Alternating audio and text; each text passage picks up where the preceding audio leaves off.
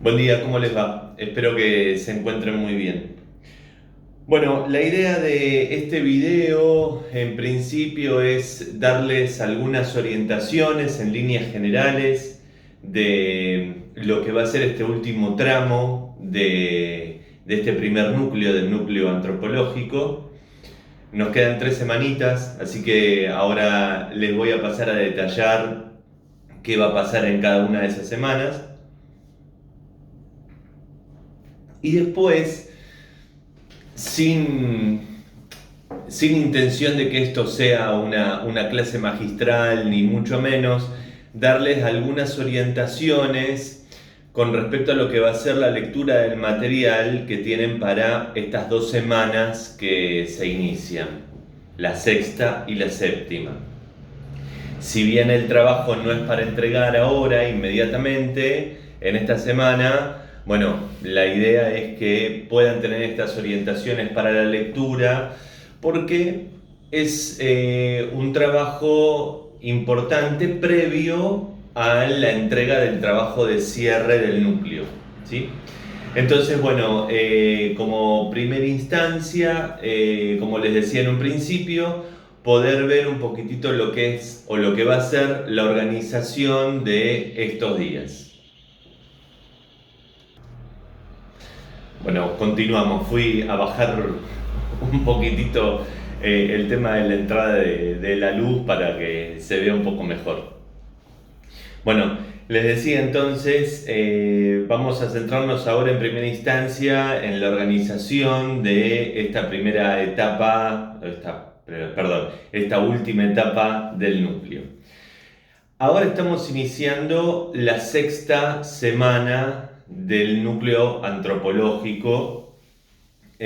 Vamos a iniciar con lo que es la temática de diversidad y alteridad. En esta temática de diversidad y alteridad abarca la sexta y la séptima semana.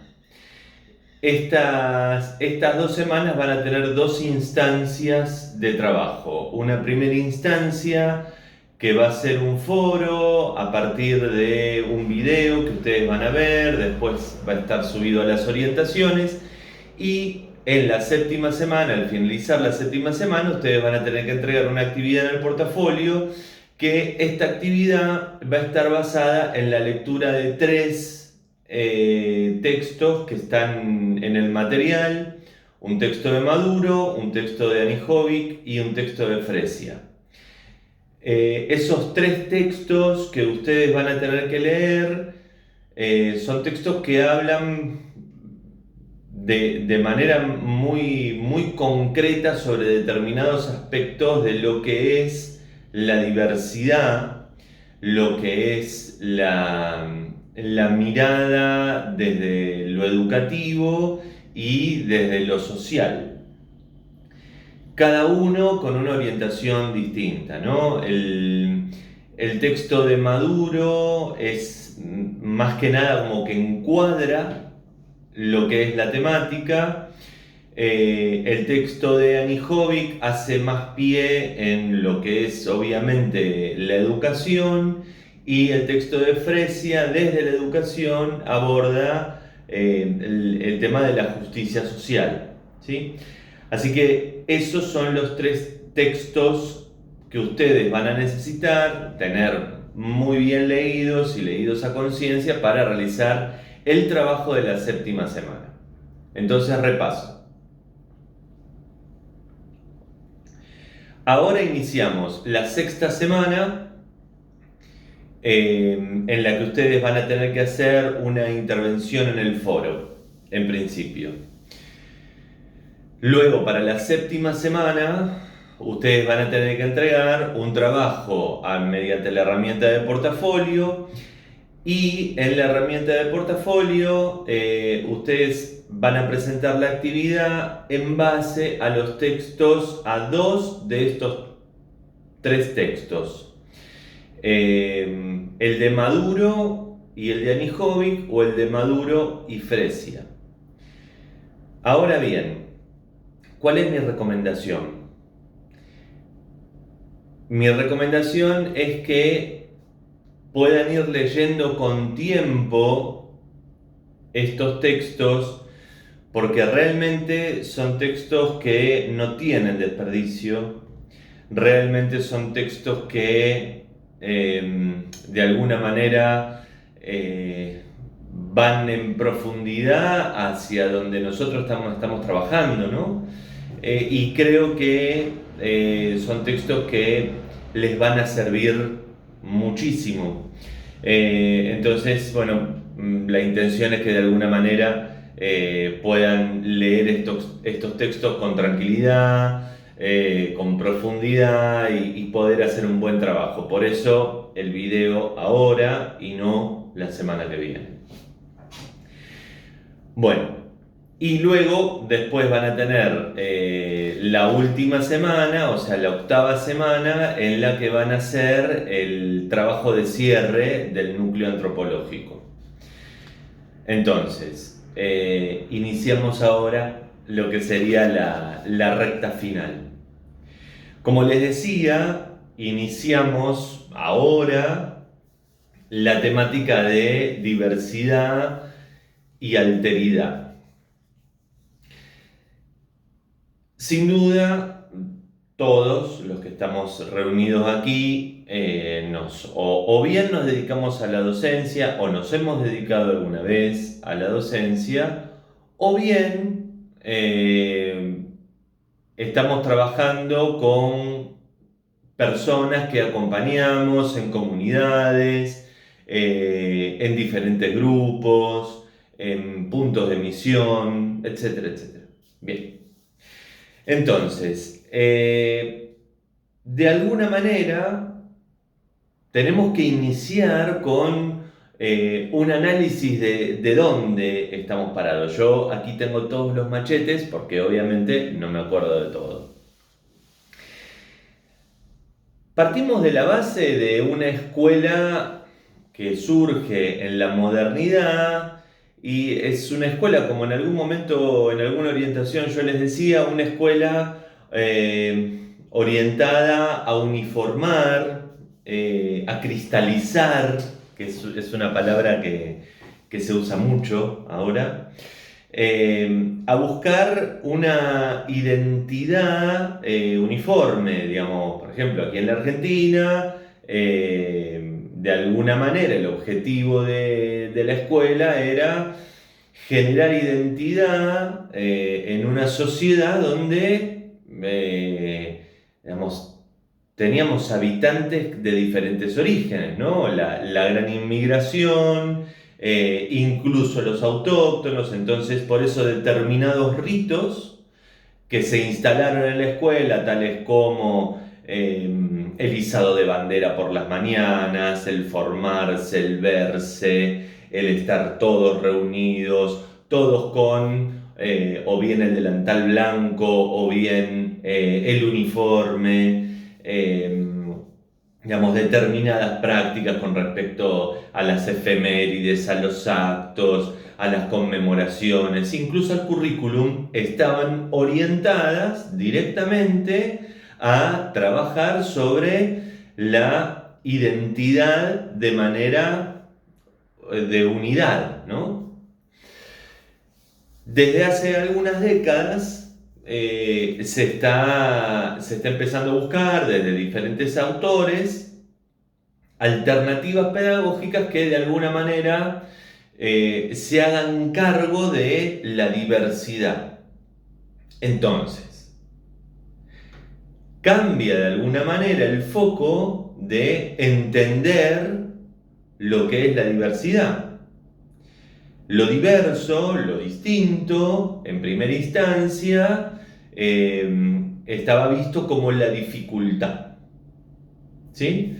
Lo difícil, lo que se debía de alguna manera nivelar, ¿sí? Hablábamos de niveles, incluso hasta por momentos hoy, en algunos casos, algunos docentes hablan lamentablemente de nivelar, ¿no? Y yo a veces me pregunto, ¿nivelar hacia dónde? O cuando se dice, se está nivelando para abajo, se está nivelando hacia arriba. ¿cuál es el abajo y cuál es el arriba? En un contexto social y con comunidades que tienen una diversidad enorme de realidades. Entonces, ¿cuál es o cuál sería la nivelación correcta? A mí se me generan muchas dudas. Entonces, como les decía, desde hace décadas se viene tratando de abordar diferentes alternativas pedagógicas que atiendan esta diversidad. Y aquí, desde el núcleo antropológico, nos basamos de alguna manera en entender desde lo humano. Y damos un paso más y pasamos a lo que es la diversidad en lo educativo. Cuando hablamos de inclusión en educación, trascendemos hoy, gracias a Dios, lo que es la discapacidad, ¿no? Sin duda, en su momento, los primeros trabajos que se hicieron sobre inclusión estaban orientados a atender la discapacidad, muy relacionado con lo previo, ¿no? La escuela previa, muy relacionado con esta escuela de que lo diverso era lo diferente y que había que de alguna manera acomodarlo, esto diferente, ¿no? Hoy la inclusión está relacionada directamente con la equidad. Y la equidad, como les decía en algún momento en las orientaciones anteriores, e incluso no les decía yo, sino que está en los textos, no lo digo yo, hay gente mucho más capacitada y con mucha mayor trayectoria que yo que lo dice, ya vamos a llegar ahí. La equidad es generar una igualdad de oportunidades para todos y para todas. Ahora bien, lo que es la cultura inclusiva, lo que llamamos o debemos llamar cultura inclusiva, es primero hacia donde tenemos que llegar en las escuelas. Y por otro lado, está compuesta como de dos... Hay autores que abordan tres elementos o tres componentes fundamentales, yo lo voy a simplificar en dos. A dos componentes fundamentales que sería, por un lado, las políticas inclusivas dentro de las escuelas y por otro lado, las acciones inclusivas. En cuanto a lo que es las políticas inclusivas, hablamos de la legislación, de los espacios dentro de la escuela, espacios físicos y espacios emocionales también, y espacios materiales. Ahí pasó un camión. Y también los recursos que de alguna manera provee la escuela o la interna de la escuela en cuanto a los económicos, a los recursos espaciales, a los recursos humanos, ¿no? Entonces, cuando hablamos de políticas inclusivas, hablamos del marco que de alguna manera le damos a esto que estamos convencidos, ¿sí? Por otra parte, las acciones inclusivas es de alguna manera trabajar directamente sobre lo pedagógico y sobre lo social. Porque, ¿por qué trabajamos sobre inclusión? ¿Por qué buscamos una cultura inclusiva dentro de las escuelas? ¿Para cumplir solamente con una legislación? De ninguna manera. ¿Para atender solamente las dificultades o lo diverso o lo distinto?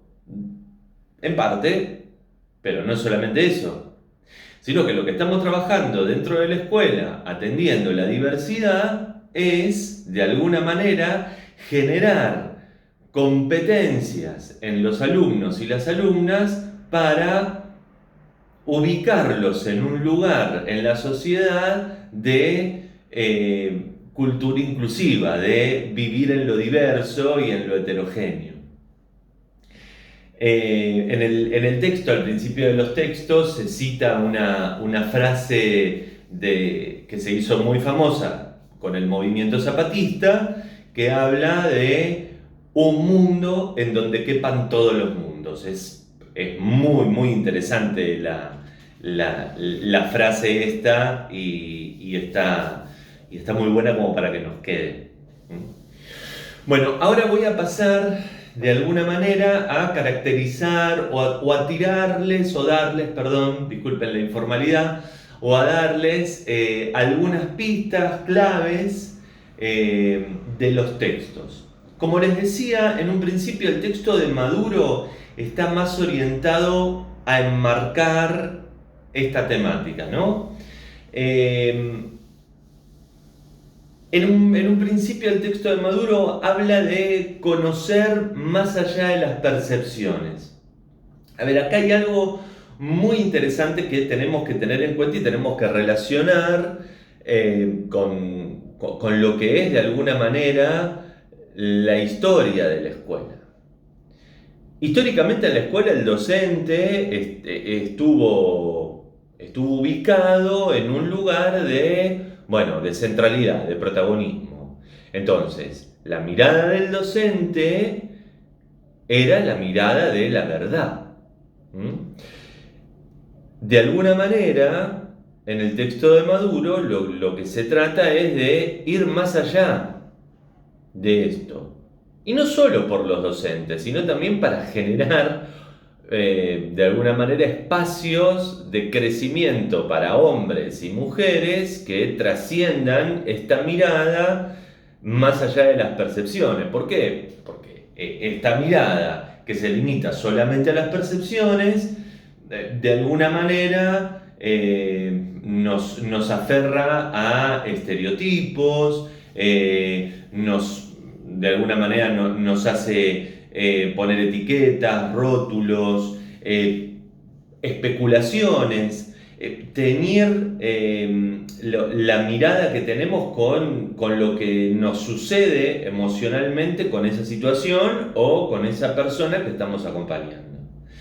Entonces, basarse de alguna manera en la mera percepción que yo tengo de una situación, simplifica, recorta, hace que el abordaje de esto sea como un poco más limitado, ¿no? Entonces, ¿no es válido el tema de la percepción? Por supuesto que sí, la percepción siempre es válida, pero no es lo único. Y ahora vamos a verlo en unos minutos. Entonces, nosotros, de alguna manera, vamos por lo opuesto, ¿sí? Porque de alguna manera tenemos que entender que lo que brindamos profesionalmente vaya más allá de la percepción personal o de la mirada personal, y también por lo que de alguna manera queremos enseñar a nuestros alumnos, a nuestras alumnas, para la transformación, ¿no? Recordemos de dónde venimos con la clase y con la actividad anterior. Entonces, de alguna manera, lo que buscamos, y esto es algo que yo no me voy a cansar nunca de decir, buscamos ver y mirar, escuchar y oír. Estamos muy acostumbrados a ver y no mirar en profundidad, a escuchar y ya estar pensando en la respuesta. Entonces recurrimos a esta frase que está como muy de moda, ¿no? A la caja de herramientas, que a mí siempre me choca un poquitito. Porque ahí está, de alguna manera, lo que ya está armado, ¿no? Lo enlatado sería la caja de herramientas. De alguna manera, Maduro propone dos cuestiones, ¿no? Hablando del conocimiento espontáneo y el conocimiento crítico. Tenemos que buscar el equilibrio entre estos dos tipos de conocimiento, ¿sí? Y acá tengo escrito, como para ser más preciso, algunas cuestiones con respecto a esto. Muchas veces nuestra experiencia condiciona, o nos condiciona, perdón, al modo espontáneo de ver la realidad, ¿no? A medida que vamos caminando y teniendo más experiencia, bueno, como que ya sabemos por dónde vamos. Lo espontáneo o el conocimiento espontáneo son las maneras de conocer que resultan naturalmente y reflexivamente desde nuestra experiencia, que no está mal, pero no tiene que ser lo único. El conocimiento crítico, en contraposición, o de manera complementaria más que en contraposición, son los modos de conocer que surgen al reflexionar deliberada y críticamente sobre el conocimiento espontáneo y sobre sus limitaciones. Entonces, el conocimiento espontáneo es como el primer escalón. Luego, me tengo que centrar en el conocimiento crítico, que es deliberadamente, y esto es fundamental, es reflexionar deliberadamente sobre ese primer escalón para poder tener una mirada más completa. Entonces, el balance depende de los estímulos y de la solidez emocional. Este balance está, de alguna manera, fundamentado por dos cuestiones. Por un lado, lo que es repensar los modos de trabajo, por eso reflexionamos sobre nuestras propias prácticas, hacemos una crítica, tratamos de ponerle a nuestras prácticas, de ponerle la mirada extranjera, ¿no? Como aquel que no está comprometido con la acción y lo mira desde afuera. Y por el otro lado, trabajamos con esto que repensamos, trabajamos sobre el desarrollo de competencias significativas. Quiero decir, no me sirve de nada que, hablando muy por arriba, que un alumno o una alumna sepa de memoria, o más o menos de memoria, las causas y las consecuencias de la Revolución de Mayo, cuando no las puede asociar con la actualidad y, de alguna manera, poder transformar los errores que arrastramos desde los inicios de nuestra patria, por ejemplo.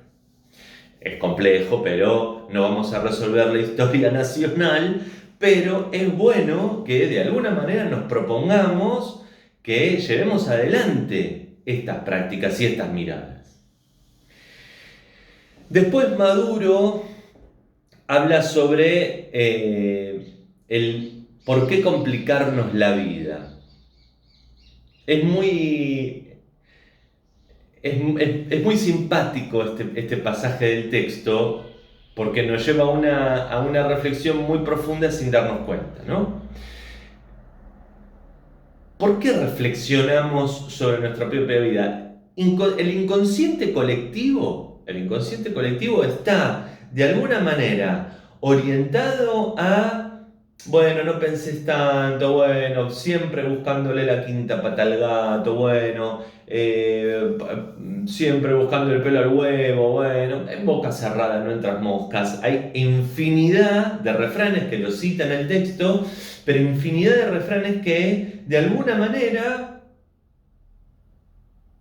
delimitan o determinan, lo que es el inconsciente colectivo. Entonces, muchas veces nos preguntamos por qué tanta reflexión sobre la realidad, para qué ganamos con esto. Bueno, ganamos tener una mirada crítica. ¿Y para qué queremos una mirada crítica? Queremos una mirada crítica para la transformación. ¿Por qué reflexionamos a fondo sobre nuestras prácticas? Porque si no hacemos reflexión sobre nuestras prácticas, es muy raro que podamos llegar al cambio. Y repetir en educación prácticas que se vienen realizando desde hace años no es cuestión de edad. Yo veo muchos y muchas docentes jóvenes, incluso recién recibidos o o que le falta muy poco para recibirse, que siguen enseñando como aprendieron ellos o ellas. Que, oh casualidad, es la misma manera en la que aprendí yo, que tengo mucho más años. ¿Sí? Entonces, de alguna manera replicamos los mismos modelos. Entonces, ¿es necesario reflexionar sobre nuestras propias prácticas? Por supuesto. Ahora, ¿es necesario quedarnos solamente con la reflexión? Porque podemos reflexionar mucho hoy, aquí y ahora. Encontramos grandes temas desde lo pedagógico, desde lo didáctico, y después cuando entramos al aula y cerramos la puerta del aula, bueno, en este contexto no la podemos cerrar, pero cuando estamos frente al grupo, ¿sí? Seguimos repitiendo lo mismo. ¿Por qué? Porque nos queda cómodo, porque da menos trabajo, porque es lo seguro, porque el cambio genera mucha inseguridad, ¿sí? Entonces, la reflexión de nuestras propias prácticas tiene que estar también muy relacionada con lo que hago después con esa reflexión. Porque de esta manera llegamos al cambio del cual venimos hablando desde hace un tiempo, ¿no? Esas cuentas pendientes que tiene el sistema educativo y que quedaron como muy al desnudo con la llegada de la pandemia y la llegada de la virtualidad y de la bimodalidad y todo lo que estamos viviendo. O sea, yo lo digo muchas veces, ¿no? Este es un momento histórico en el que realmente podemos hacer historia con el cambio. Si nos sentamos a esperar que todo vuelva a ser como en el 2019 y que se vaya la tormenta, y todos los esfuerzos que estamos haciendo van a ser en vano, ¿no? Digo, si no nos concentramos en que realmente el cambio es necesario, que realmente el cambio lo tenemos nosotros en las manos, desde todos los aspectos del sistema educativo, y lo tenemos en el día a día, independientemente de que el sistema educativo haya quedado en el medio de una disputa política, independientemente que estemos de acuerdo o no estemos de acuerdo, nosotros seguimos siendo los responsables de lo que sucede con nuestros y nuestras alumnos o alumnas. ¿Sí? Nosotros seguimos siendo los garantes de las trayectorias pedagógicas, o sea, de que nuestros alumnos o alumnas aprendan. Y que esos aprendizajes sean aprendizajes potentes y significativos, ¿no? Entonces, ¿qué necesitamos hoy? No pensar en que tenemos que volver a la normalidad. Algunos de ustedes, cuando iniciamos este núcleo, al momento de recomendarnos series, películas o libros, me recomendaron New Amsterdam. Bueno, yo les recomiendo a todos, sobre todo a los que trabajamos en gestión. Es una hermosa serie, muy llevadera, muy emocional, pero que si la miramos desde el punto de vista, desde la gestión, nos da mucha herramienta sobre lo que debemos hacer y sobre lo que no.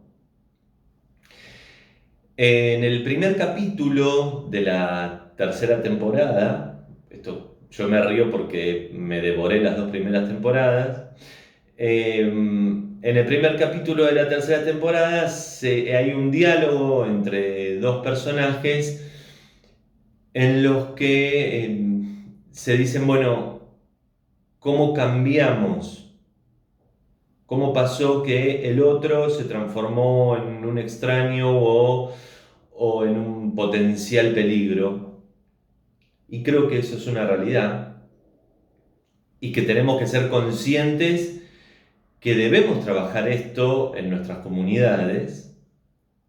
Y por otro lado, uno de los personajes, el protagonista, lo que dice es: yo quise desde un principio cambiar el sistema y hoy sigo queriendo cambiar el sistema, pero me toca cambiar el sistema de hoy, y ese sistema se cambia con varios cambios de actitudes, entre ellos el trabajo colaborativo, la construcción colectiva, el trabajo comunitario.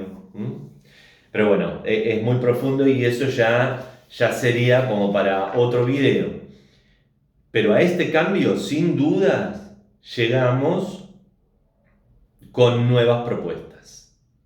Repitiendo lo mismo, muy difícil que podamos llegar al cambio. Entonces, estas nuevas propuestas no tenemos que esperar las que vengan desde arriba, Estas nuevas propuestas las tenemos que hacer nosotros en el día a día, en los espacios que cada uno de nosotros y nosotras tiene para poder instrumentarlo. Y además, la nueva propuesta tiene que estar también en la modalidad de trabajo. El trabajo hoy es en equipo. Si seguimos trabajando como islas, es muy difícil que podamos salir adelante. Bueno, después pasamos a lo que es el texto de Anijovic. El texto de Anijovic, aborda la necesidad de pasar de esta escuela homogénea que yo les hablaba en un principio a una escuela que atienda lo diverso. Habla de educar en la diversidad, que educar en la diversidad surge en un principio para dar respuesta a las diferentes realidades. En las últimas décadas del siglo XX, como les decía, la diversidad estaba orientada únicamente a la discapacidad, ¿no? Luego esta diversidad pasa a abrir el campo no porque se hayan multiplicado de alguna manera las discapacidades o las situaciones, sino porque, es necesario porque todos somos diversos y el aura heterogénea no se reduce solamente a la discapacidad, ¿no? Y de alguna manera también a encontrar la riqueza en lo heterogéneo. Y encontrar la riqueza en lo heterogéneo no es solamente en la riqueza en cómo modifico mi práctica, sino que además es cómo nos vamos nutriendo y aprendiendo con el otro, con la otra, desde su mirada, desde su diversidad, desde su heterogeneidad, desde la heterogeneidad que tenemos. Por eso les decía antes, la salida está en lo comunitario, la salida está en el trabajo en equipo, la salida está en trabajar en equipo para otros y para otras.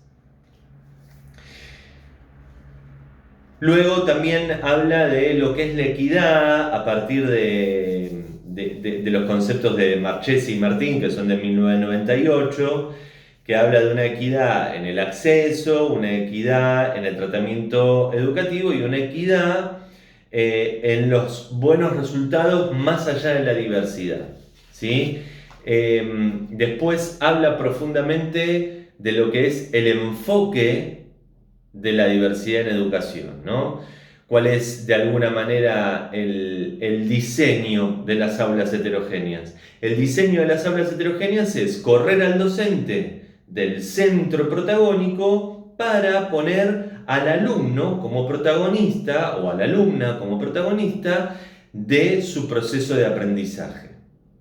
Entonces, reconoce la diferencia entre las personas, en las experiencias anteriores, en los diferentes estilos de aprendizajes e intereses, en la cultura, en los tipos de inteligencia. Todo esto entra en juego en el momento de aprender. Y todo esto, nosotros, nosotras, lo tenemos que tener en cuenta al momento de planificar, avanzar o llevar adelante una actividad. Fui anotando algunas ideas con respecto a esto y lo que es, después me di cuenta que la palabra diferencia, desde el lugar positivo, me aparece en una especie de punteo que dice, ¿no? En cada uno de los punteos está encabezado con la palabra diferencia. Entonces, el enfoque de la diversidad en educación tiene que ver diferencias en las prácticas de enseñanza, tengo que generar una propuesta diversa, ¿sí? Diferencias en la gestión, no podemos gestionar las escuelas, no podemos gestionar nuestros espacios comunitarios de la misma manera que se gestionaban antes. Las diferencias de los espacios, tengo que generar espacios físicos y espacios emocionales distintos, ¿sí?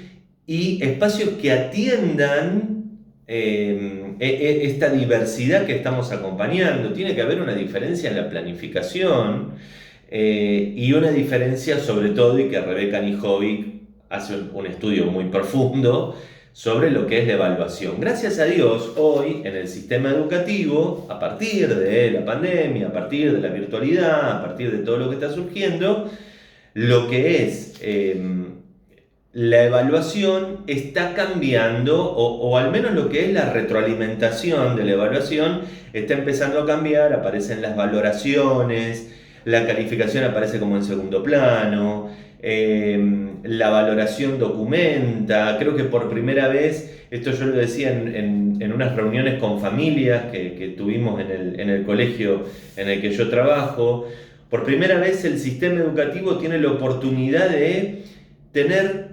documentada la trayectoria de cada alumno y de cada alumna. Y esto no es menor, porque un alumno, una alumna y su proceso de aprendizaje es mucho más que una nota numérica o una nota conceptual. Un bien, un muy bien. ¿Qué abarca un bien, un muy bien, un insuficiente? ¿No? Son, digamos, son conceptos más asociados a este tema que les decía en un principio de la nivelación que otra cosa, ¿no? Entonces,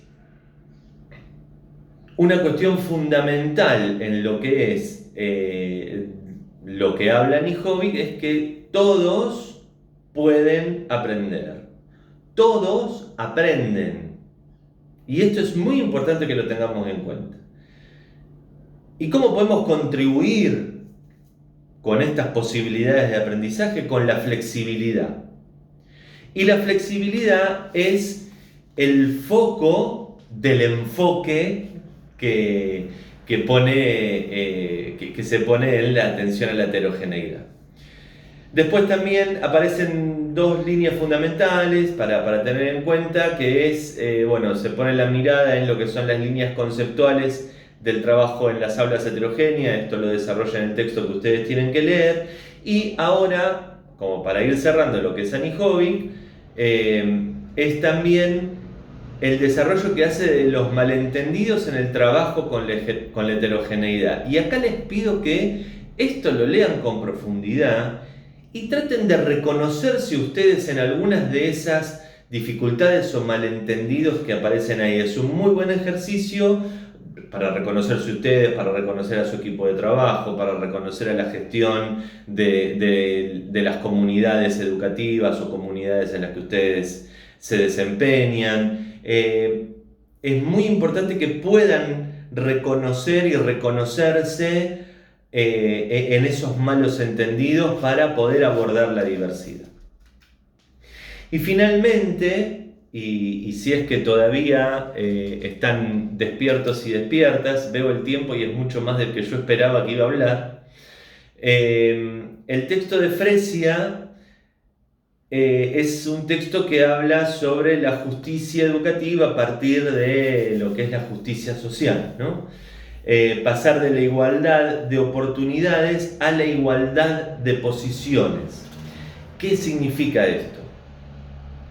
No hay una posición que está bien y otra que está mal, y bueno, y la entendemos porque entendemos lo diferente, porque somos buenos, ¿sí?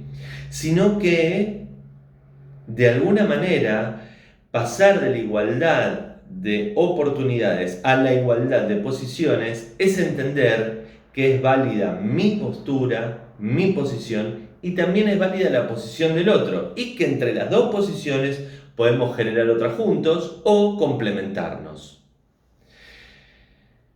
Después aborda lo que es la justicia social y a partir de la justicia social, la justicia educativa. ¿Qué sería ¿Qué sería la justicia educativa? Básicamente es garantizar el derecho integral de la educación, teniendo en cuenta de alguna manera que sacamos a la escuela de un rol meramente asistencial, sacamos a la escuela de un lugar de amortización permanente de, hacemos lo que podemos, Sí, bueno, hacemos lo que podemos muchas veces, pero además tenemos que ser conscientes de que en ese hacer lo que se puede, tenemos que profundizar y hacer lo que se debe desde lo profesional. Ojo con esto, porque muchas veces nos quedamos en hacemos lo que podemos, sí, es agotador, es cansador.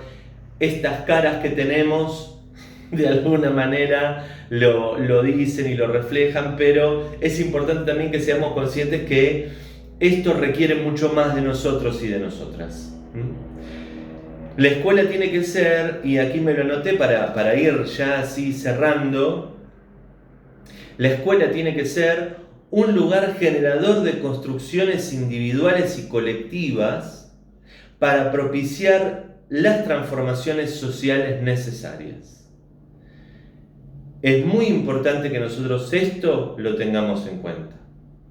No vamos a poder generar espacios de atención a la diversidad y a lo heterogéneo y a reconocer al otro, a reconocer la alteridad como algo válido, si no nos hacemos conscientes de nuestro trabajo en lo cotidiano y si no generamos nuevas propuestas más flexibles, más creativas, romper de alguna manera lo que son las paredes mentales de las aulas y de los espacios en los que habitamos para que de alguna manera todos, todas encuentren un espacio allí.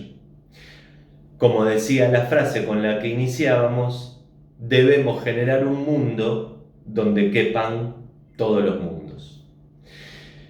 Bueno, les agradezco mucho. Luego de este video van a ir las orientaciones para las actividades de esta semana. Cualquier duda me consultan y estoy a disposición. Les mando un saludo grande y que tengan una excelente semana.